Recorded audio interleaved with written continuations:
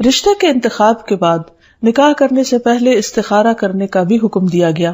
استخارہ دراصل کیا ہے کہ انسان اللہ تعالیٰ سے خیر مانگتا ہے کہ یا رب اگر اس جوڑ میں بھلائی ہے، خیر و برکت ہے تو اس کام کو ہمارے لیے آسان کر دے، اور اگر خیر و بھلائی کہیں اور ہے تو ہماری رہنمائی اس طرف کر دے۔